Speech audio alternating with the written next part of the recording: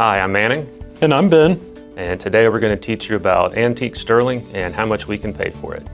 So there's a lot of talk about silver right now. This is being filmed summer of 2026, and silver is probably about 50% higher than it was this time last year, and maybe 300 or 400% higher than it's been the previous summers.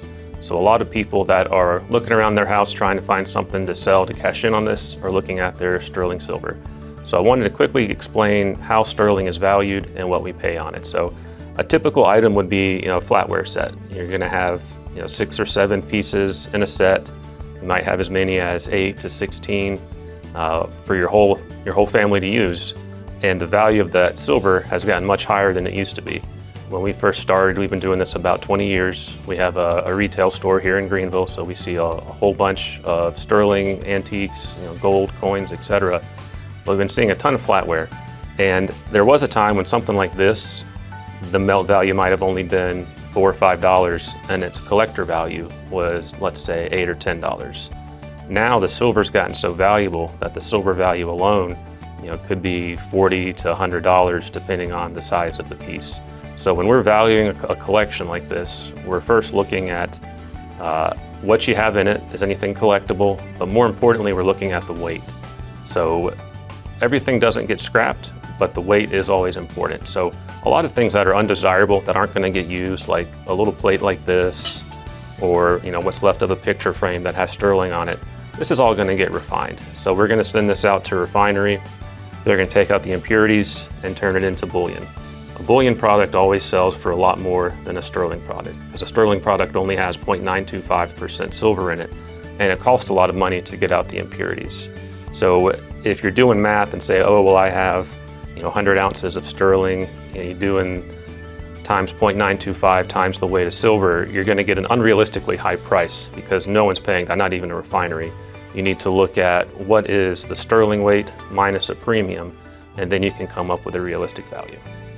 Hey, I'm Ben, and I will most likely be the one working with you when you come in. I'll be helping you determine if your silver is in fact silver or if it's plated, and then also helping you determine the value of it too.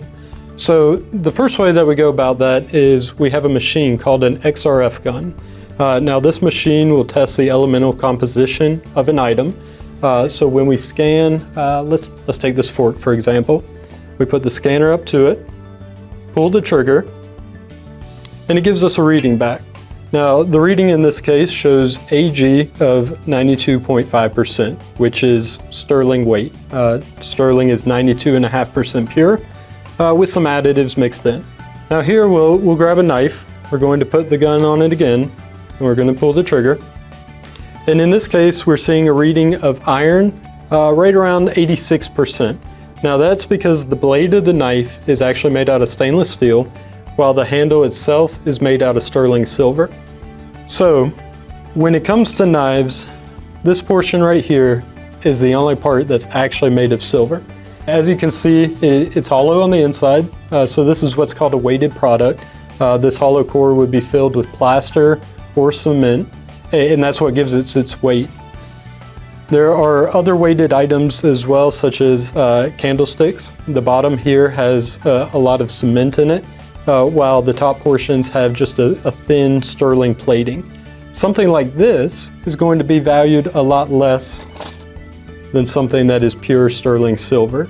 The entire weight of this is going to be accounted for, while only about 15 to 20% of this weight is actually going to be silver. If you're thinking about selling your silver, there are 2 questions you need to ask yourself. Is it sterling or is it not?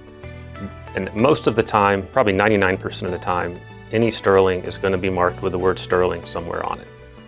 The exception of that would be old coin silver, which would have a hallmark or some other marking on it indicating that it's made by a known silversmith. A lot of the modern stuff we see that is not sterling is plated. So it'll say something like Rogers Brothers, Oneida, IS, English plate, German plate. I mean, there are all kinds of obvious and tricky ways that they tell you it's plated. Kind of just a trick of the trade is sterling, like we have here, hasn't really been cleaned much, and you see it's keeping most of its silver color. A lot of plated items get really dark, especially with a bluish color. We can test it for you so we'll know for certain, but if it says sterling, you're headed the right direction. If it doesn't say sterling, it's probably not.